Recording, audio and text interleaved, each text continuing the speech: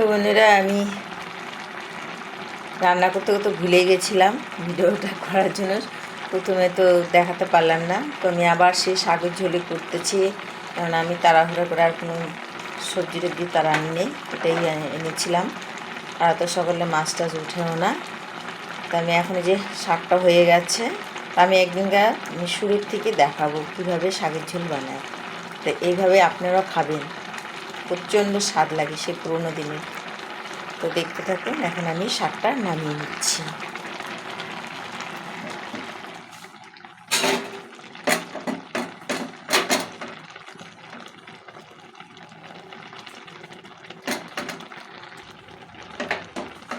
এই যে শাকটা আমি নামিয়ে নিচ্ছি। তো কড়াই আমার গরম হয়ে গেছে। আমি এই যে এখন তেল দিয়ে দিলাম। তেল সামান্য তেল দিলেই হবে। তো আমার কাছে একটু বেশি পড়ে গেছে, এখন রাখার জায়গা নেই বলে আমি ওইটুকু তেল দিয়ে দিচ্ছি। মনে করেন যে তেলের বোতলের মুটকির এক মুটকি তেল দিয়েও রান্না করা যায় শাক, অসাধারণ লাগে। ওই স্বাদ বাড়ানোর জন্য তেল বেশি লাগে না বন্ধুরা। তা আমি এই যে এখন দিয়ে দিচ্ছি আমি জিরে,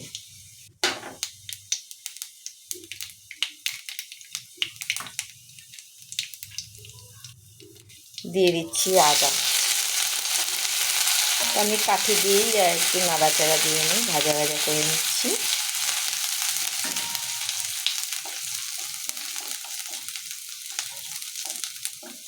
তো আদাটা ভাজা ভাজা হয়ে গেছে, আমি এখন শাকটা ঢেলে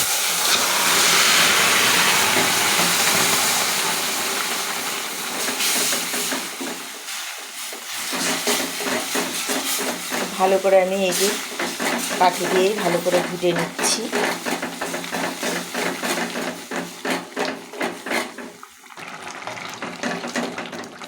তো আমি ভালো করে এই যে ভোটা হয়ে গেছে।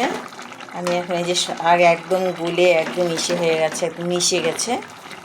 তো শাকটা মনে করেন যে এই যেরকম গলে গেছে।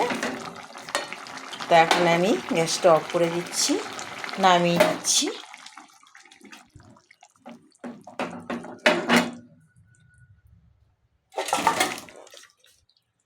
তো নামিয়ে নিলাম।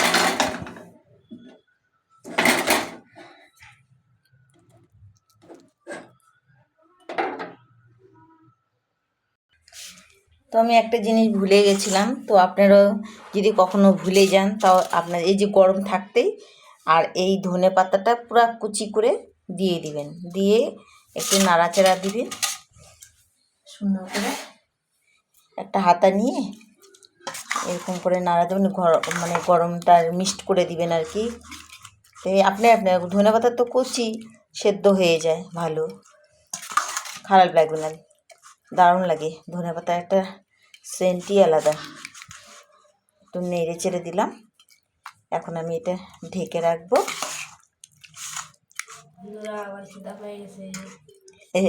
নাতিবাবু বলছে শাকের ঝোল দেখছে না, তাই বলছে আমার খিদা পেয়ে গেছে। তো ওকে দিয়ে দেবো, একটু বেগুন ভেজে নিই। তো আমি এর মধ্যে একটু হলুদ দিয়ে দিচ্ছি, হলুদ না সরি লবণ দিয়ে দিচ্ছি, আর দিয়ে দিচ্ছি চিনি। তা এখন আমি যে হলুদ দিয়ে দিই অল্প করে, আর দিয়ে দিচ্ছি আমি লঙ্কার গুঁড়ি। বন্ধুরা, লঙ্কার গুঁড়ি দিলে না বেগুন ভাজাটা লাল লাল হয় আর খাইতে দারুণ লাগে। সব কিছু যে চিনি দিচ্ছি, হলুদ দিচ্ছি, লবণ দিচ্ছি, আর দিচ্ছি লঙ্কার গুঁড়ি দিয়ে আমি এখন ভেজে নেব। লাল লাল বেগুন ভাজা হবে। আর একটু মেখে নিই।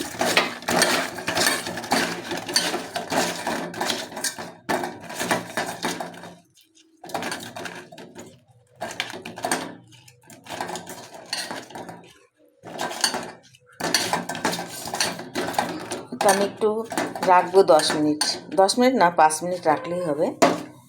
তখন একটু পরে আবার দেখা হচ্ছে। তো কড়াই আমার গরম হয়ে গেছে, আমি এখন তেলটা দিয়ে দিলাম। কড়াইটা পুড়ে গেল, নাতিকে দেখতে গেলাম ঘরে, তেলটা দিয়ে পুড়ে গেল। ওকে দেখতে যায় আমার কড়াই পুড়ে ছাই। তো বন্ধুরা, লজ্জার বিষয়, করার কিছু নাই। বেগুন ভাজাটা আমি লাল লাল করে ভাজতে চেয়েছিলাম, কিন্তু এই যে আমার নাতিবাবু, ওকে এখানে বললাম না, ওর সামনে না বসলে পরে কোনো কাজ হয় না। একটুখানি ওইদিকে গেলাম রান্নাঘরে, যে রান্নাটা কমপ্লিট করি। ওই যে বেগুন ভাজতে গিয়ে কড়াই মানে গরম বসাতে গিয়ে তেল টেল সব পুড়িয়ে গেল, কড়াইয়ে পুড়ে গেল। তারপরে কমাই দিয়ে আবার আসলাম বেগুনটা ছেড়ে দিয়ে। এই যে দেখুন না কীরকম কালো কুচকুচা হয়ে গেছে। ওকে মানে ওর থেকে চোখ আড়াল করা যাচ্ছে না, এরকম একটু সরলে পারি খালি বদমাইশি শুরু করে দেয়।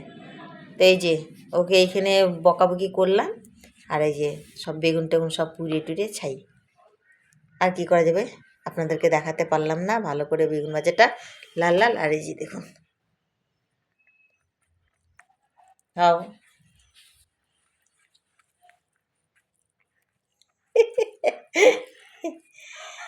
খালি বদমাসি।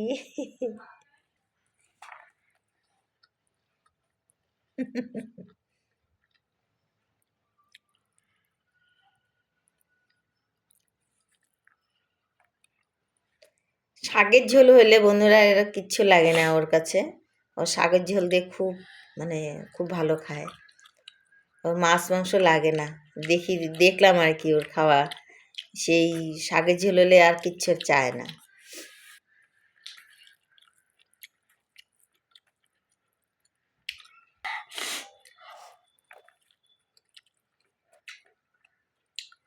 কেমন হয়েছে শাকের ঝোলটা?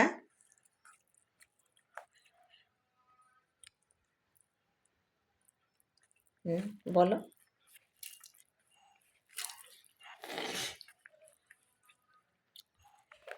আমার মুখে কোনো কথা নেই, এতটাই টেস্ট হয় আমার দিদির হাতের শাকের ঝোলটা।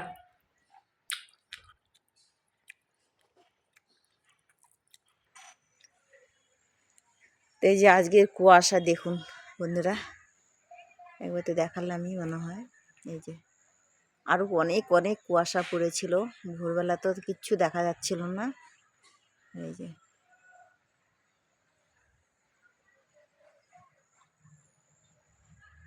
দুইটা পাখি বসে আছে কি সুন্দর করে, দারুণ লাগছে দেখতে। দুইটা পাখি, গাছের নাই, মানে গাছের পাতা টাতা নাই, সুপারি গাছের ওইখানে দুইটা পাখি বসে, মানে শালিক আর কি, বসে আছে। দারুণ লাগে দেখতে। আবার ডাকছে। তো বন্ধুরা, ভিডিওটা আর বড় করলাম না। আপনারা ভালো থাকুন, সুস্থ থাকুন, আর আমার পাশে থাকুন। ধন্যবাদ।